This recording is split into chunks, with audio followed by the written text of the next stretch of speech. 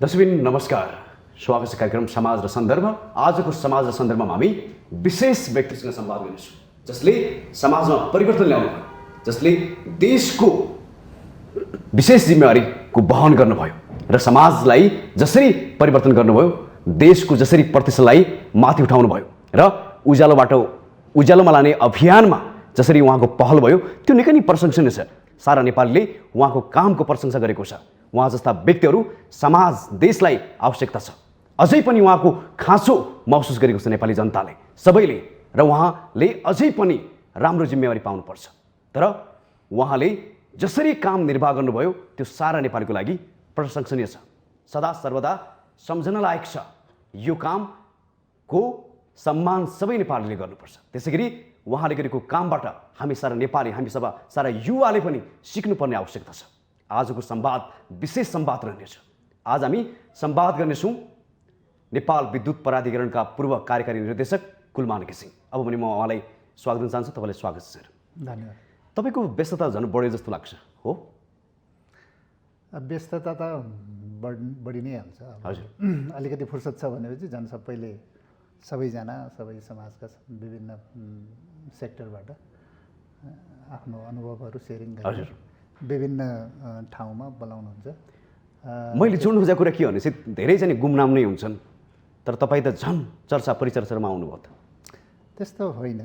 अब आफ्नो फिल्डमा हजुर, मैले जे काम गरेँ अहिले सबै क्षेत्रमा त्यसको चाहिँ आफ्नो एक अनुभवको एक्सपिरियन्सको चाहिँ सेयरिङ गर्न पाएको छु र अरूको पनि अनुभव चाहिँ आफूले लिन पाएको छु। लर्निङ एन्ड सेयरिङ नै फेजमा अहिले म केही समयदेखि लागिरहेको छु। सरले जति लुकाने अहिले कलेजतिर यो युनिभर्सिटी भ्याइ नभ्याइ छ हजुरलाई? सत्य त हो कि होइन? अब धेरै ठाउँमा बोलाउनुहुन्छ। म अब आफ्नो हिसाबले अनुभव सेयरिङ गर्न जान्छु पनि। हजुर, अहिले फुर्सदको टाइममा त्यो आफूलाई पनि लर्निङ हो र आफ्नो अनुभव सेयरिङ गर्नु राम्रै मानेर गइरहेको छु र आफ्नो व्यक्तिगत कामहरू पनि गरिरहेको छु। र एउटा फ्रिल्यान्सरको रूपमा जहाँ मैले चाहिँ जे कन्ट्रिब्युसन गर्न सकिन्छ त्यो कन्ट्रिब्युसन, सपोर्ट, रेकमेन्डेसन जे गर्नुपर्ने म गरिरहेको छु। तर जसरी अरू व्यक्तिभन्दा तपाईँ फरक रूपमा चाहिँ अझ प्रस्तुत हुनुभयो, यो सबैको नेपालको लागि गौरवको कुरा पनि हो। तपाईँले भेट्दाखेरि युवाहरूलाई, विशेष गरी अब कलेजतिर तपाईँले युवा नै भनौँ, विद्यार्थीलाई भेट्दाखेरि उहाँहरूले तपाईँले पहिलो प्रश्न के सोध्नुहुन्छ? विशेष सोधिने प्रश्न के छ? मलाई सोधिने प्रश्न? हजुर हजुर। अब मलाई सोधिने प्रश्न भनेको अब धेरै जसो चाहिँ कसरी यो सफलता प्राप्त भयो। हामी एउटा क्राइसिसको बिचमा, लोड सेडिङको क्राइसिस थियो, त्यसै कसरी अन्त्य गर्न सफल भयो, एउटा पार्ट भयो भने अब सफलता प्राप्त गर्नको लागि, लिडरसिप सफल हुनको लागि कसरी अगाडि बढ्नुपर्छ भन्ने विषयहरू नै हो। लिडरसिपका विषय, म्यानेजमेन्टका विषयहरू नै धेरै छलफल हुन्छ, आउँछ त्यो। अब यो कुरा जोड्दै गर्दाखेरि तपाईँले दिने आन्सर के हुन्छ आज पनि यो सान्दर्भिक हुनेछ धेरै युवाहरूको लागि? अब मैले चाहिँ प्राय धेरै ठाउँमा चाहिँ छलफल, इन्टरेक्सन हुँदाखेरि जुन हिसाबले एउटा क्राइसिस आउँछ, एउटा कुनै पनि ठाउँमा एउटा च्यालेन्ज आउँछ, च्यालेन्जको फेस गर्दाखेरि त्यो क्राइसिसलाई म्यानेजमेन्ट गर्दाखेरि त्यो क्राइसिसबाट नै रिजल्ट आउँछ। कुनै पनि क्राइसिसलाई चाहिँ तपाईँले सल्भ गरेर रिजल्ट ल्याउनु भनेको चाहिँ त्यो चाहिँ एउटा ठुलो सफलता हुन्छ। त्यही कारणले त्यो क्राइसिसबाट रिजल्ट आउँदाखेरि जुन तपाईँलाई सन्तुष्टि हुन्छ त्यो एउटा छुट्टै किसिमको सन्तुष्टि हुन्छ तपाईँ आफैलाई पनि, र एउटा रिजल्ट दिन सक्दाखेरि आम पब्लिकमा त्यो किसिमको मेसेज, एउटा पोजिटिभ मेसेज होइन, गर्दाखेरि केही हुन्छ भन्ने एउटा मेसेज जान्छ। त्यही हुनाले हामीले कति खट्यौँ, कति के गऱ्यौँ भन्दा पनि रिजल्ट के दियौँ भन्ने चाहिँ महत्त्वपूर्ण छ। अब रिजल्ट हामी 24 घन्टा खटे पनि रिजल्ट दिन सकेन भने त्यसको त्यति अर्थ आउँदैन। त्यही हुनाले रिजल्ट फोकस भएर जानुपर्छ, एक्सन ओरिएन्टेड भएर जानुपर्छ भन्ने नै कुराहरू हुन्छ। र लिडरसिप भनेको चाहिँ एउटा च्यालेन्ज फेस गर्ने हो। र लिडरसिपमा सबभन्दा ठुलो कुरा चाहिँ लिडरसिप भनेको अरूलाई लिड गर्नु, कुनै संस्थालाई लिड गर्नु भन्दा पनि आफैलाई लिड गर्नु चाहिँ ठुलो च्यालेन्ज हो होइन। आफू कसरी प्रस्तुत भइरहेछ, सबभन्दा आफ्नो म्यानेजमेन्ट के गरिरहेछ होइन भन्ने कुराले चाहिँ आफू सफलतातिर जाने नजाने, आफू सफल हुने नहुने कुरा चाहिँ आफ्नो म्यानेजमेन्ट, आफूले आफैलाई लिड कसरी गरिरहेछ भन्ने कुरा सर्वप्रथम आफूले व्यवस्थापन गर्नुपर्छ। That is very important. तपाईँले सफलता भन्ने वर्ड जुन हो, यो सबैको मुखमा हुन्छ सफलता भन्ने, सबैले चाहन्छ सफलता हुनु पर्यो, तर कयौँ व्यक्तिहरूको पछाडि फेरि लागेर असफलता भएको चाहिँ देखिन्छ। कारण के होइन, असफलताबाट नै असफलतामा आउने हो। अब प्रयास गर्दाखेरि असफलता पनि हुन्छ, सफलता पनि हुन्छ। असफलताबाट सिक्दै सफलतातिर अगाडि बढ्ने हो। अब कामै असफल हुन्छ भनेर अगाडि नै नबढ्ने कुरा हुँदैन। इनिसिएट गर्दाखेरि कुनै ठाउँमा असफल पनि भइन्छ, तर त्यसबाट धेरै कुरा सिकिन्छ। त्यो भएको हुनाले चाहिँ सबभन्दा ठुलो कुरा चाहिँ इम्प्याक्ट आउने गरेर होइन त्यसको रिजल्ट निकाल्नु नै महत्त्वपूर्ण कुरा हुन्छ। पोलिसी लेभलको कुरा गरेर, स्ट्राटेजीको कुरा गरेर, प्लानिङ गरेर मात्रै चाहिँ रिजल्ट आउँदैन। त्यसको इम्प्लिमेन्टेसन पार्ट, एक्सन चाहिँ कसरी गरिरहेछ भन्ने कुरामा महत्त्वपूर्ण कुरा हुन्छ। त्यो भएको हुनाले त्यो चाहिँ म्यानेजमेन्ट लिडरसिपमा महत्त्वपूर्ण विषय हो। मैले सरबाट जान्न खोजेको कुरा के हो भनेपछि धेरै नेपालीहरू मात्रै होइन, नेतृत्वकर्ताहरू पनि असफल भए के कारण के देख्नुहुन्छ तपाईँले? यो यस्तो छ कि लिडरसिप भनेको त कर्पोरेट लिडरसिपको रूपमा तपाईँ संस्थानहरूको बिजनेस लिडर हुनसक्छ, स्पिरिचुअल लिडर हुनुहुन्छ, पोलिटिकल लिडरसिप हुनसक्छ।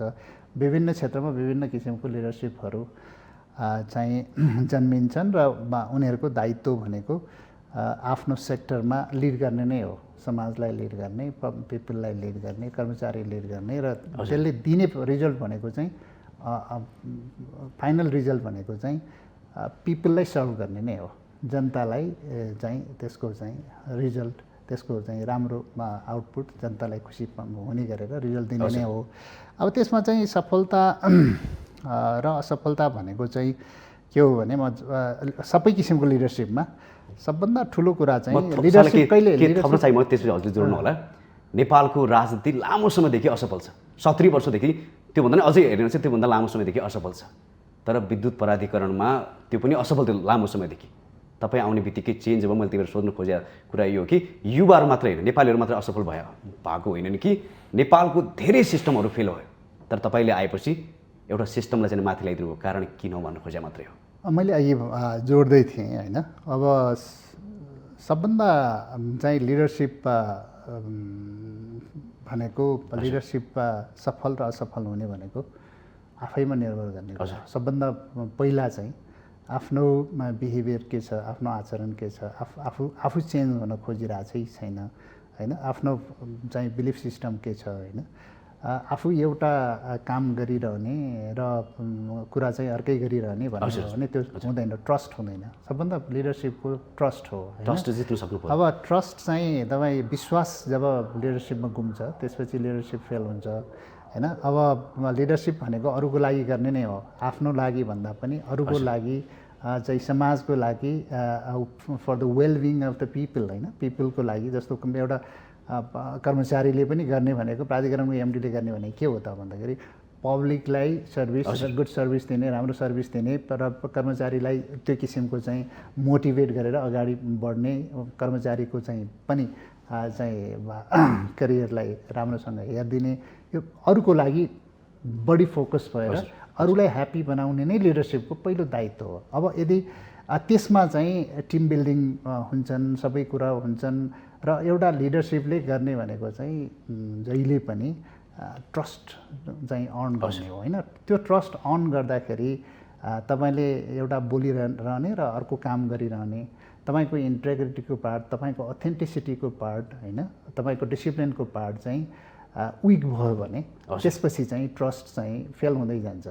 र तपाईँलाई किन फलो गर्ने भने तपाईँ आफ्नो लागि मैले के बोलिरहेको छु र मैले के गरिरहेको छु भन्ने कुरा तपाईँले आफैले चाहिँ फलो गर्न सक्दैन भने अरूले तपाईँलाई फलो गर्दैन नि त।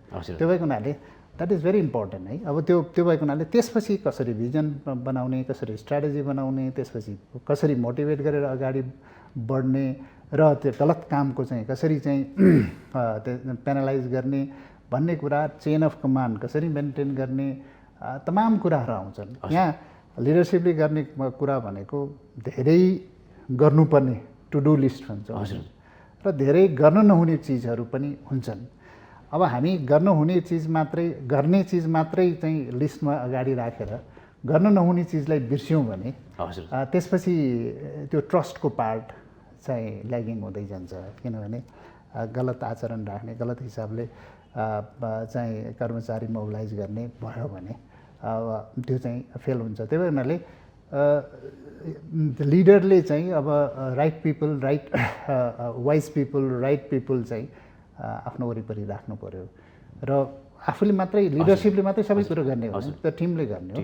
लिडर सफल हुने भने टिमले सफल हुने। टिममा कस्तो मान्छे हुनु भने राम्रो मान्छे हुनु पर्यो। राम्रो भनेको राम्रो होइन, त्यसलाई कसरी अगाडि बढाउन सक्ने एक्सपिरियन्स मान्छेहरू, त्यही किसिमको डिसिप्लिनमा बस्ने मान्छेहरू, इन्टेग्रिटी राख्ने मान्छेहरू राखेर अगाडि बढ्नु पर्यो।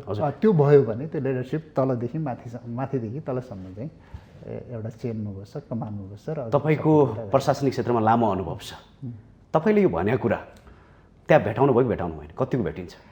यस्तो छ, नेपालको सिस्टममा तपाईँले चाहिँ 100% सबै कुरा सम्भव छैन, गाह्रो छ। किनभने रिलेटिभ नै हो। अब रिलेटिभिटी, थ्योरी अफ रिलेटिभिटी भन्छौँ, यसमा पनि हामीले अहिलेलाई हामीले जेरो टलरेन्सको रूपमा हामी कहीँ पनि चाहिँ त्यो भेट्न सक्दैन।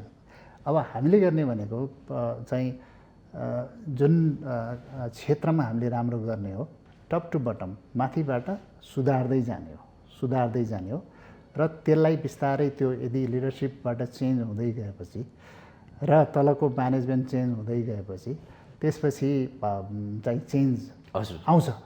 नराम्रो व्यक्ति भन्ने, नराम्रा चाहिँ कर्मचारी भन्ने पनि राम्रो काम गर्नेमा चाहिँ परिवर्तन हुन्छ। किनभने त्यो चेन्ज चाहिँ त्यो जुन व्यक्तिको चेन्ज, जुन मोरल चेन्ज आउनुपर्छ, होइन, माइन्डसेटमा चेन्ज आउनु पऱ्यो, त्यसलाई केही टाइम लाग्छ। हेर्नुहोस्, बिहेभियर चेन्ज भनेको अर्गनाइजेसन कल्चर, अर्गनाइजेसन बिहेभियर, व्यक्तिको बिहेभियर चेन्ज गर्नलाई केही समय टाइम लाग्छ।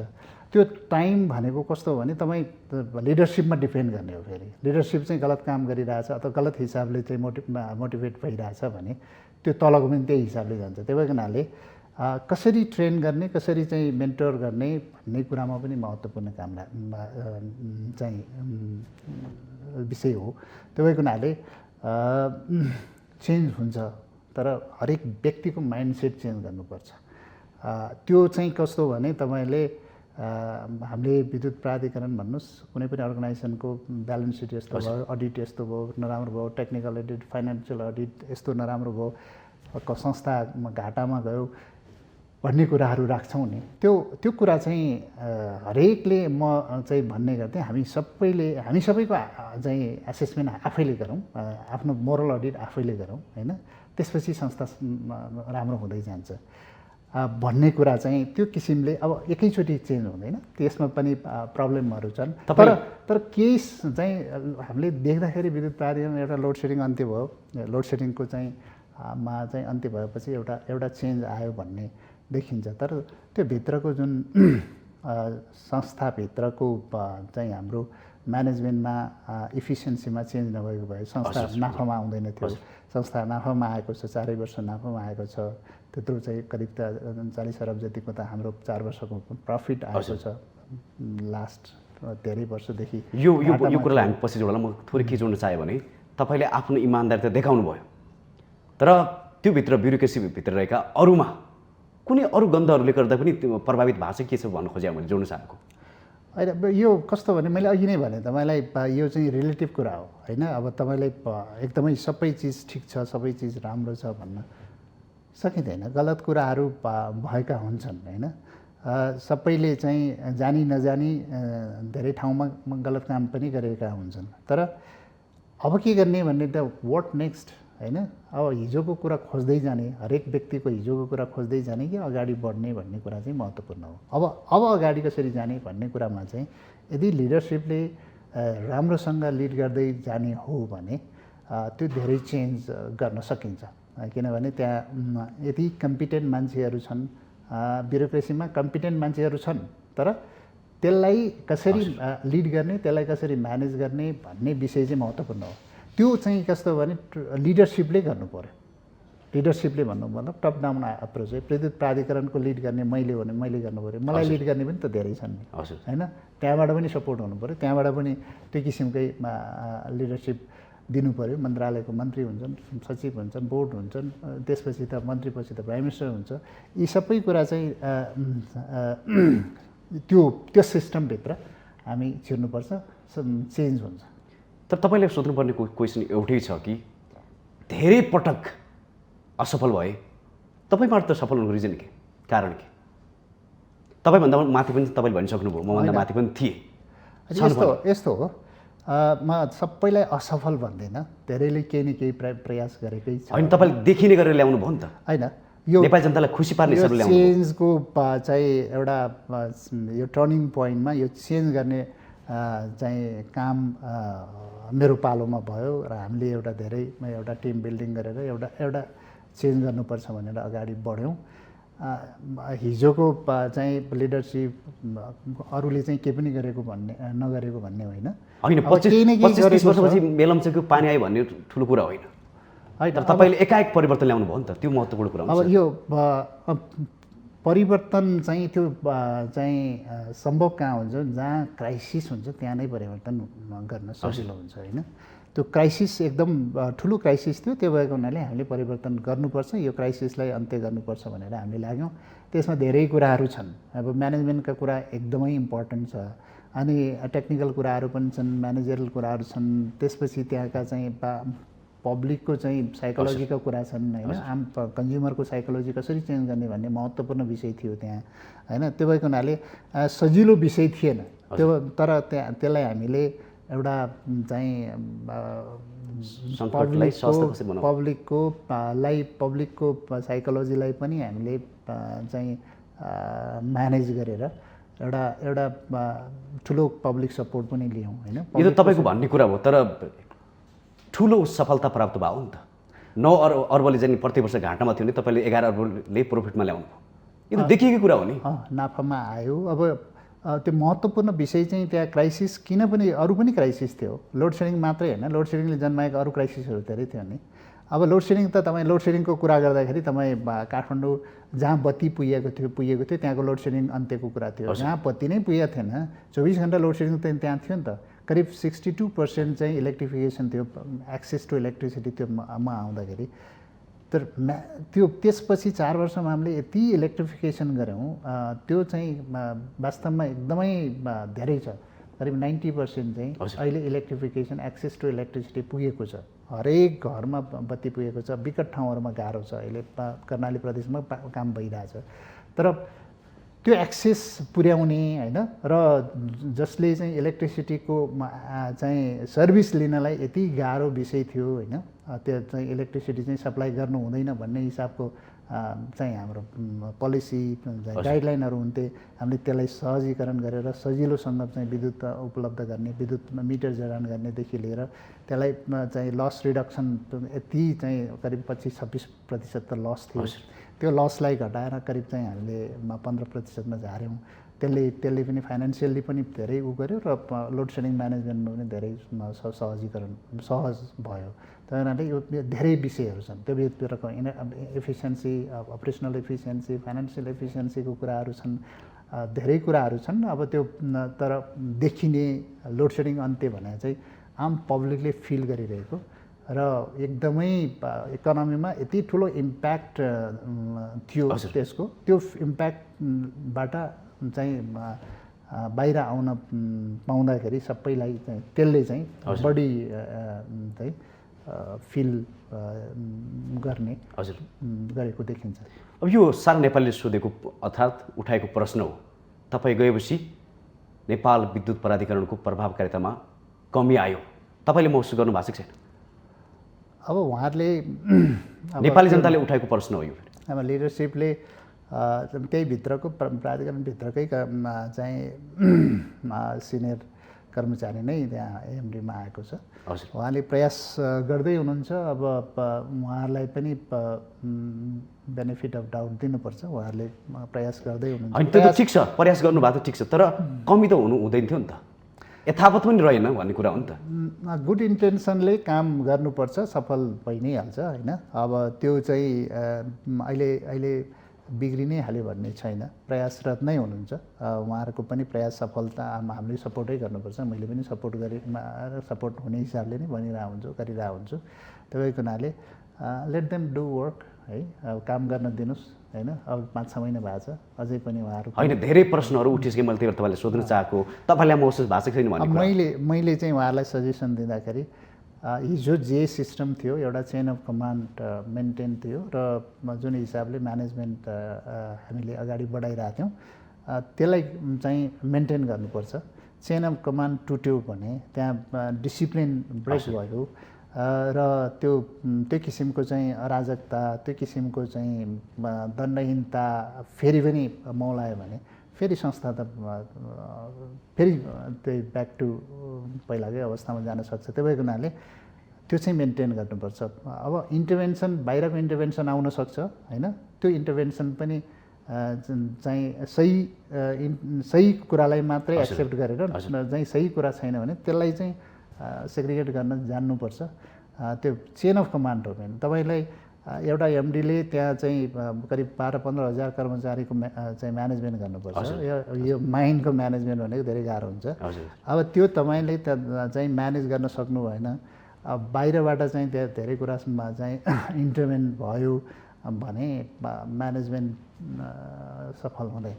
हजुर, मैले के जोड्न चाहे भने तपाईँ हुँदाखेरि एक थियो, तर तपाईँ निस्किएपछि जुन पहिलाको सिस्टम त्यही पनि यथावत रहेन। तपाईँले त्यहाँ अनुभव गरेको कुरा र अहिले के प्रभावकारितामा घटेको भन्ने तपाईँलाई महसुस भएको छैन भन्नु खोजे मात्रै हो। होइन, केही कुराहरू सुनिन्छ। अब मैले अघि नै भने केही कुराहरू गलत किसिमको ट्रेन्डहरू विकसित हुन लाग्यो भन्ने कुराहरू सुनिन्छ। अब त्यस्तो नहोस्। अब त्यो अगाडिको चाहिँ म्यानेजमेन्टले त्यसलाई करेक्सन गर्दै अगाडि बढ्नुपर्छ। अब नेपाली जनताको तपाईँलाई के आरोप छ भने हामीले कुलमानलाई धेरै माया दियौँ तर कुलमानले कहिलेकाहीँ लुकाउनुहुन्छ भन्ने कुरा आरोप छ तपाईँलाई। के तपाईँलाई माथिबाट त्यस्तो आदेश आएको कि लुकाउनै खोज्नु भयो? नेपाली जनताले भनेको कुरा है, हामीले धेरै माया गऱ्यौँ कुलमानजीलाई तर उहाँले लुकाउनुहुन्छ, मेरो मात्र होइन यो अरू पनि छन् यसमा भनेर भन्नुहुन्छ, यो हो र?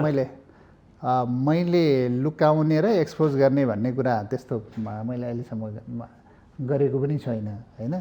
म चाहिँ मिडियामा आएर यो इस्युहरूलाई अगाडि ल्याउँ भनेर म त्यसरी आएको पनि छैन। म चाहिँ एक्सन ओरिएन्टेड मान्छे होइन, म कामले देखाउनुपर्छ भन्ने मान्छे र कामले देखाउनलाई तपाईँले धेरै चाहिँ व्यवस्थापनहरू गर्नुपर्छ। तर तपाईँलाई माया मिल्दाखेरि अरूले पनि हिस्सा त लिन खोजेकै हो नि, यो त यथार्थ हो नि होइन। अब मैले त अहिलेसम्म सबैलाई दिएकै छु नि, मैले त आम पब्लिकलाई, त्यो त यथार्थ हो। आम पब्लिकले सपोर्ट, नेपाली जनताले अरूलाई गाली गर्दा पनि उहाँहरूले हामी पनि है कुलमान मात्रै होइन भनेर चाहिँ गर्दाखेरि त्यो त गरेकै हो नि होइन। आम पब्लिकलाई चाहिँ मैले क्रेडिट दिएको छु नि त, उहाँले सपोर्ट गरेकै हो नि त। यो चाहिँ जुन मैले अघि साइकोलोजिकल पार्ट भनेको थियौँ, डिमान्ड साइडको पार्ट चाहिँ कन्ज्युमर साइडको म्यानेजमेन्ट भनेको एकदमै ठुलो थियो। त्यो म्यानेजमेन्टले हामीले सफल गर्न सकेका हुन्थ्यो। अब त्यहाँ जो इन्भल्भ छन्, अब सरकारदेखि लिएर सबै चाहिँ आम पब्लिक इन्भल्भ छन्, सबैलाई मैले क्रेडिट दिएको छु। म त त्यहाँ एउटा चाहिँ लिड गर्ने प्राधिकरणको चाहिँ संस्था लिड गर्ने एउटा सिपाही नै हो।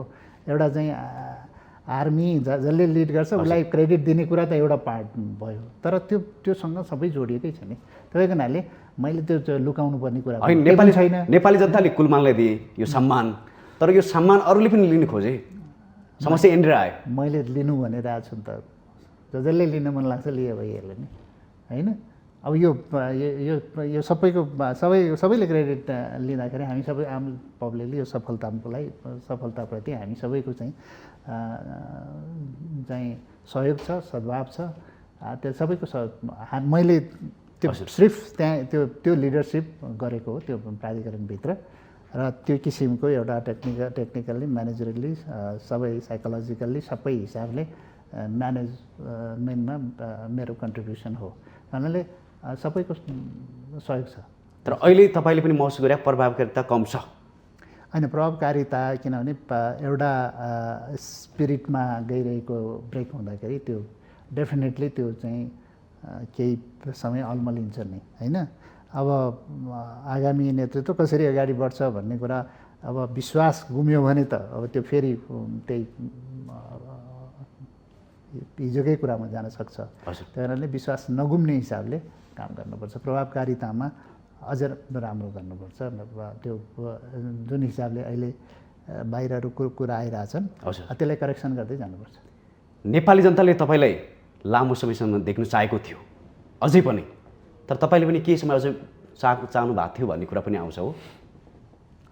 अब मलाई त रेस्ट गर्नु भन्नुभएको छ, मैले रेस्ट गरेको छु नि त अहिले। होइन, नेपाली जनताले तपाईँलाई लामो समय अझै पनि कुलमानजी नै भइदियो हुन्थ्यो भन्ने कुरा गरेको थियो। 26 वर्ष काम गरेको छु। तपाईँले पनि केही कुरा गर्नुपर्ने थियो भन्ने तपाईँको महसुस छ? त्यही होइन, काम गर्नु त धेरै छ होइन, डेफिनेटली जिम्मेवारी दिँदाखेरि त्यहाँ धेरै काम अझ, किनभने एउटा क्राइसिसको बेलामा क्राइसिस म्यानेजमेन्ट भएको थियो, केही कुराहरू चाहिँ लाइनमा आएको थियो। 4 वर्ष भनेको त ठुलो कुरा होइन, त्यहाँ त 4 वर्षमा त एउटा चाहिँ प्रेसिडेन्ट सेट गर्ने र त्यसपछि अगाडि बढ्ने कुरा त धेरै हुन्छन् होइन, काम गर्नुपर्ने त धेरै छन्। अब त्यो चाहिँ अब एउटै व्यक्ति बसेर बसेर गर्नुपर्छ भन्ने पनि होइन, अरूले आएर पनि त्यो कामहरूलाई अगाडि बढायो भने त त्यसमा प्रब्लम भएन। तर राम्रो व्यक्ति बस्नुपर्छ नि त, धेरै व्यक्तिको आवश्यकता छैन, धेरै ताराहरूको आवश्यकता छैन, एउटा जुनको आवश्यकता छ।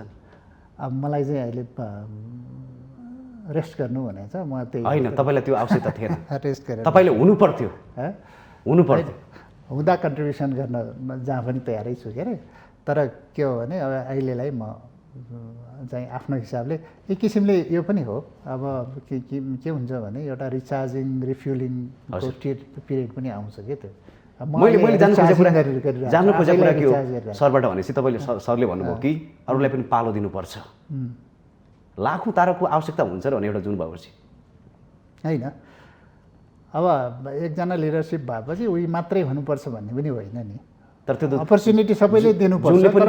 तर त्यो के हो भने त्यो लिडरसिप चाहिँ कतिसम्म आवश्यक हो त्यहाँसम्म चाहिँ राख्दाखेरि बेटरै हुन्छ। तर तपाईँको छाया, तपाईँको माया नेपाली जनतालाई महसुस राम्रो भएको थियो नि त।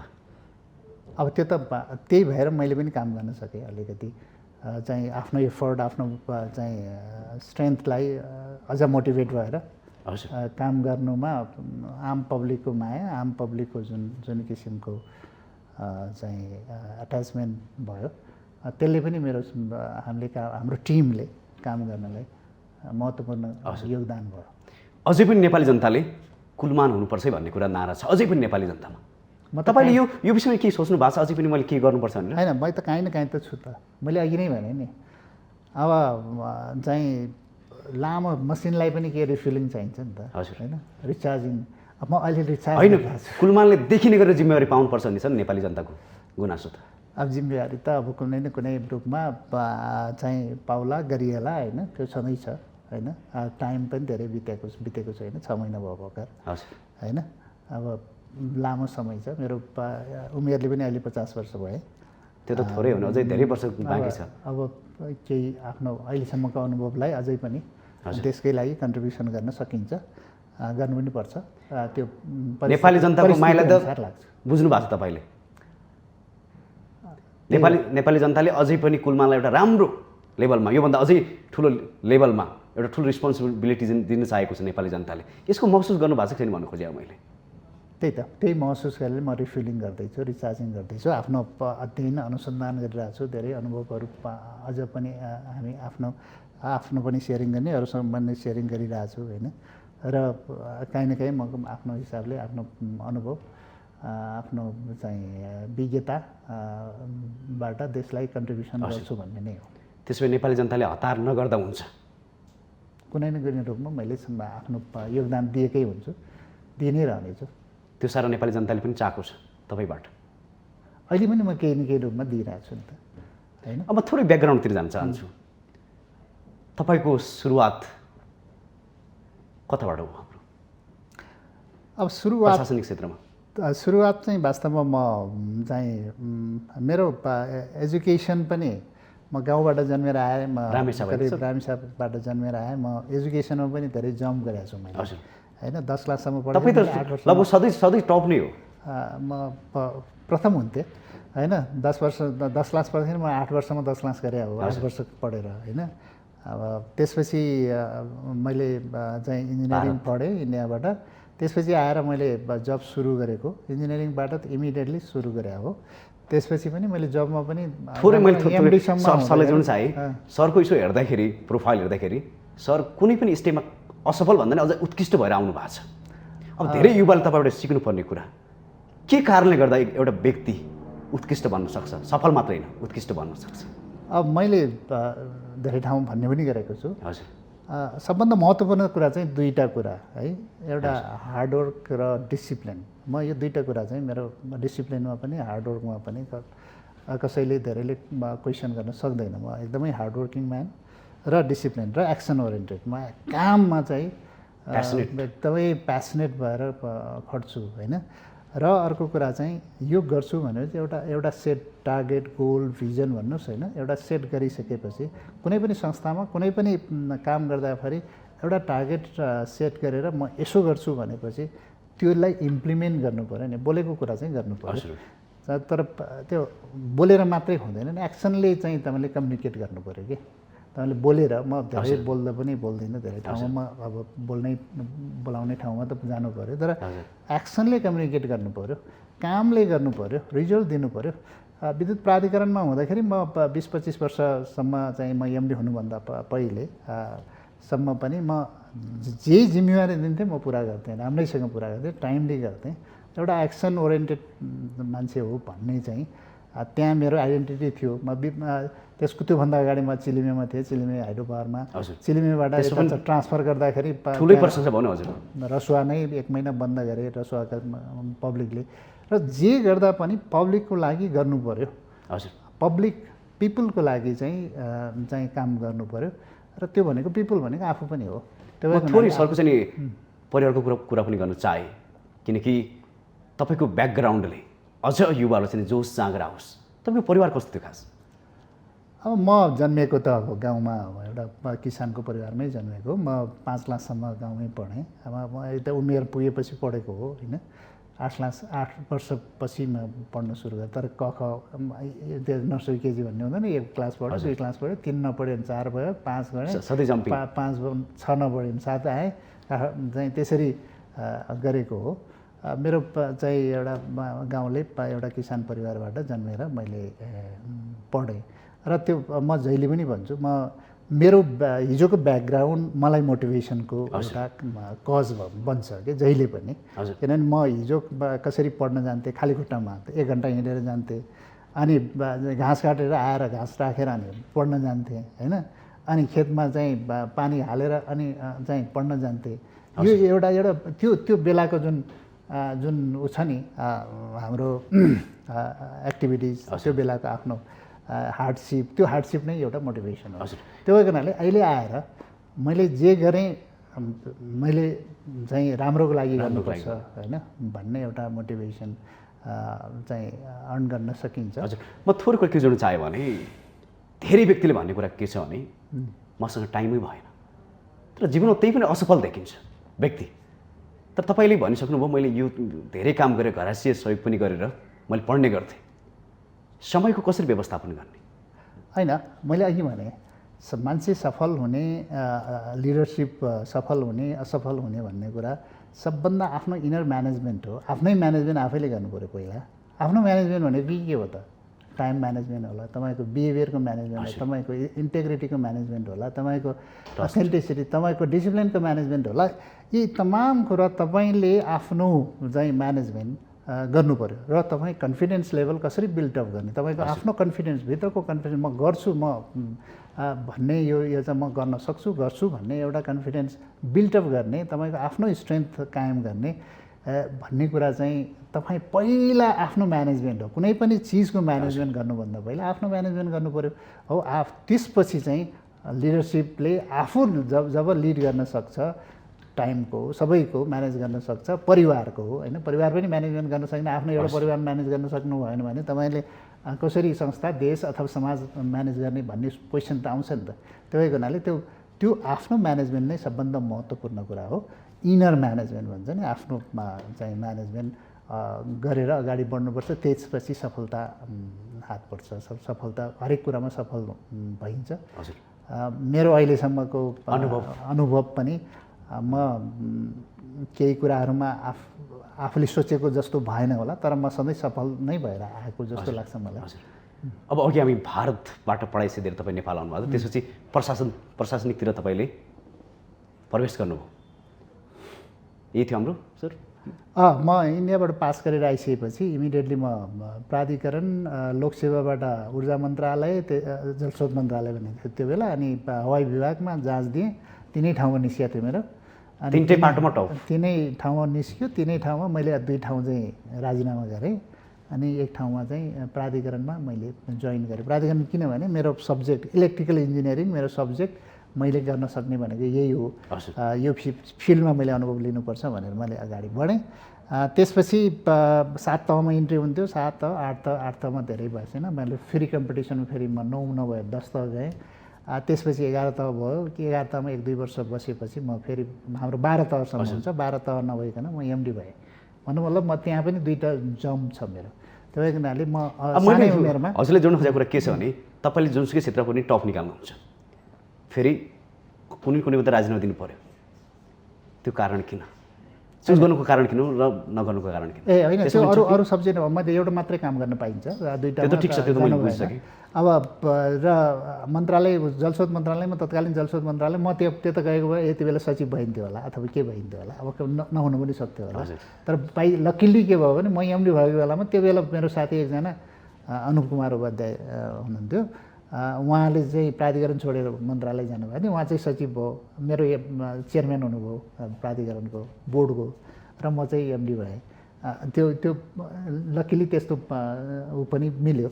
त्यो भएको हुनाले जुन ठाउँमा म आफ्नो चाहिँ अनुभव हासिल गर्न सक्छु, क्षेत्रको चाहिँ अनुभव हासिल गर्न सक्छु, त्यही फिल्डमा जानुपर्छ भनेर गएको थिएँ। र मैले 10 तह प्राधिकरणमा भइसकेपछि चाहिँ अब चाहिँ पोलिसी लेभलमा अलिकति जाने हो कि भनेर मन्त्रालयमा, अब के अरे यो लोकसेवामा सहसचिवमा एक्जाम पनि दिएको थिएँ। सहसचिवमा एक्जाम दिँदाखेरि रिटर्नमा त निस्किएको थिएँ, तर इन्टरभ्यूमा मेरो निस्किएन, त्यो अर्कै पार्ट भयो, अरू कारण होला। तर म यता आफ्नो हिसाबले संस्थाको एउटा प्रमुख भएर निस्किन पाउँदाखेरि मलाई ती कारणले चाहिँ खासै प्रभाव पारेन। त्यसपछि राम्रै लागेको छ। अहिले मलाई त्यति गुनासो पनि छैन प्राधिकरणभित्रबाट। एउटा टाइममै अहिले मैले रेगुलर जब गरेको भए मेरो करिब 8 वर्ष अझै पनि बाँकी छ। तपाईँको जीवन हेर्दाखेरि असफलता भन्ने कुरा त खासै कम छ, धेरै कम छ। तपाईँलाई जीवनमा हुन्छ नि त्यो महत्त्वपूर्ण समय कुन लागेको थियो, खास केही छ याद छ तपाईँले? अब महत्त्वपूर्ण समय भनेको चाहिँ मेरो हरेक समय चाहिँ मैले आफ्नो समयलाई खेर फालेन जस्तो लाग्छ होइन। मेरो महत्त्वपूर्ण समय भनेको चाहिँ अब मैले जुन बेला मैले स्कुल लाइफ मैले पढेँ, गाउँमा 5 क्लाससम्म पढेर आएर मैले काठमाडौँमा आएर, त्यो पनि 7 क्लासमा आएर चाहिँ त्यहाँ पनि म फर्स्ट नै भएँ। र त्यहाँदेखि यो चाहिँ एसएलसीसम्म मैले काठमाडौँबाट दिएँ।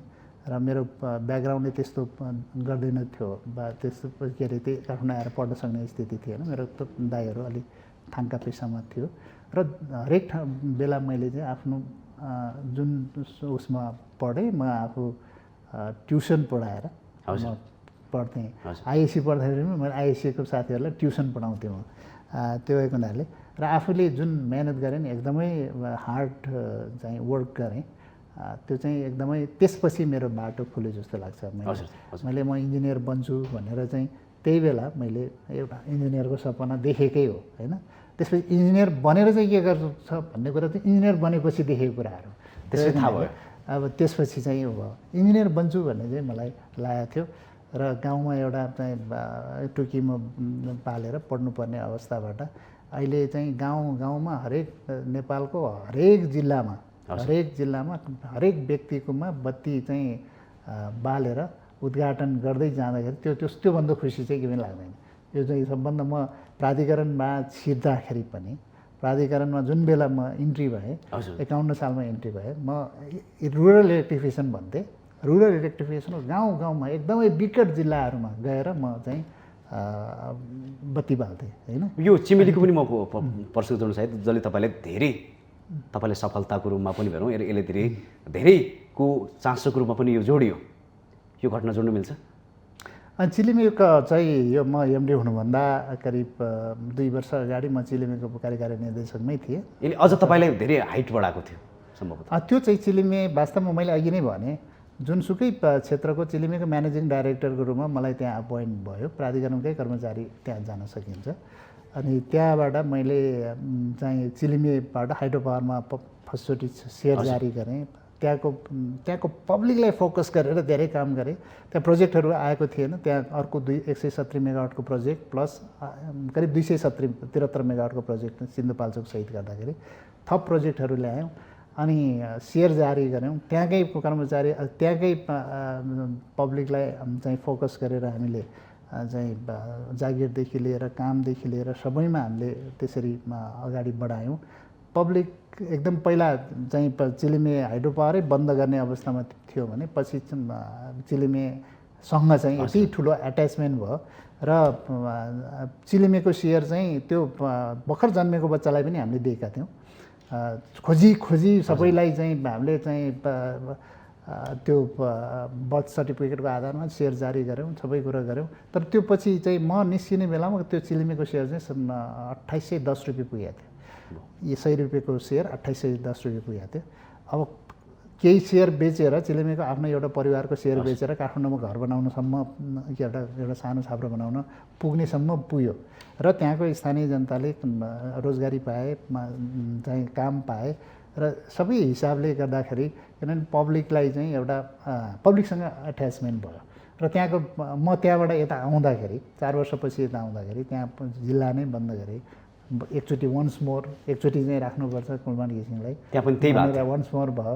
अब वन्स मोर हुँदै निस्किन पाएँ, या अहिले प्राधिकरणमा पनि वन्स मोर हुँदै निस्किन पाउनु पनि ठुलो कुरा हो।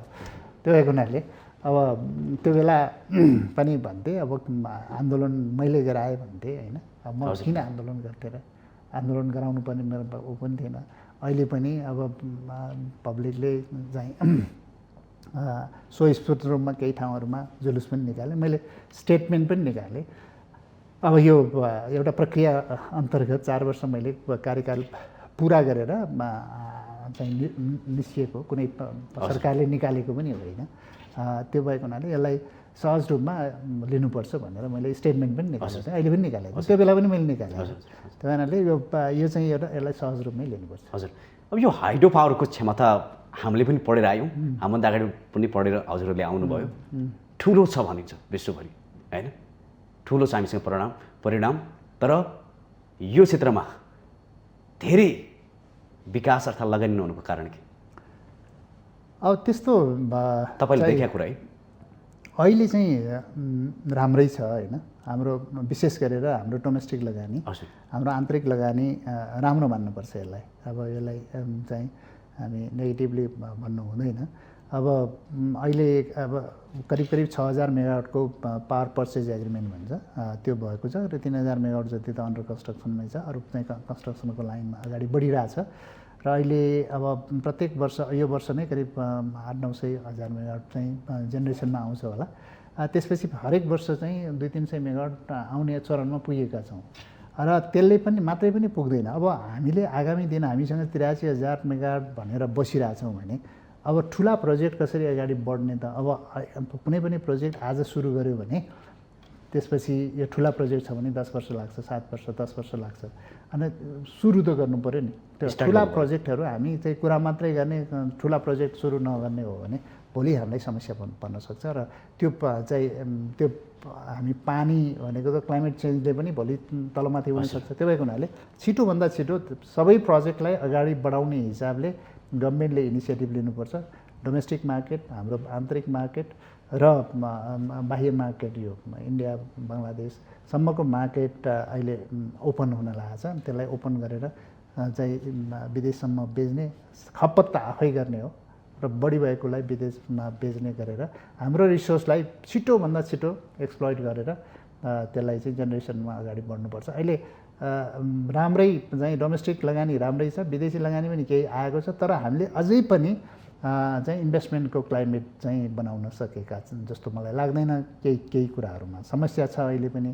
त्यो भएको हुनाले त्यो समस्याहरूलाई चाहिँ समाधान गर्दै विदेशी लगानीलाई पनि र डोमेस्टिक लगानीलाई पनि अझ प्रमोट गरेर अगाडि बढ्नुपर्छ।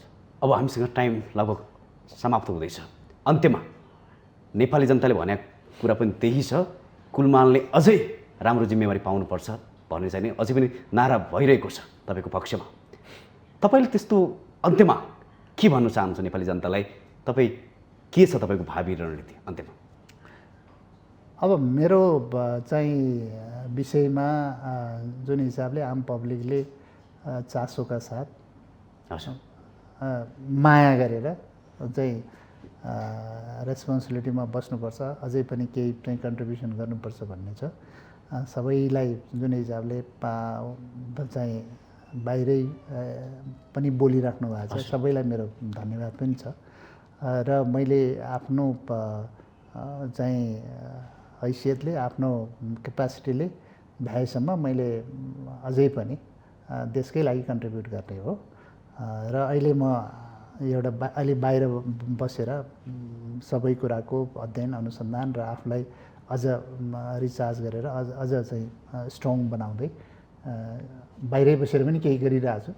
र भोलि चाहिँ राष्ट्रको मेन स्ट्रिम जिम्मेवारीहरूमा पाउँदा पनि म आफ्नो हिसाबले कन्ट्रिब्युसन गर्छु नै। त्यो भएको हुनाले जहाँ बसेर पनि राष्ट्रकै लागि कन्ट्रिब्युट गर्ने हो। पक्कै पनि सर, तपाईँले अझै पनि राम्रो जिम्मेवारी पाउनुपर्छ र यो हाम्रो तपाईँलाई शुभकामना छ भन्दै यो विशेष संवादको लागि जोडिनु भयो। यसको लागि धेरै धेरै धन्यवाद दिँदै बिदा हुन चाहन्छु। नमस्कार। तपाईँलाई पनि धेरै धेरै धन्यवाद। नमस्कार।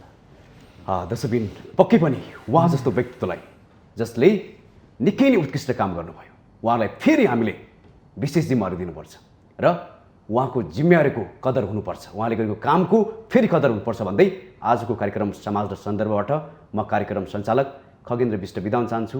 नमस्कार।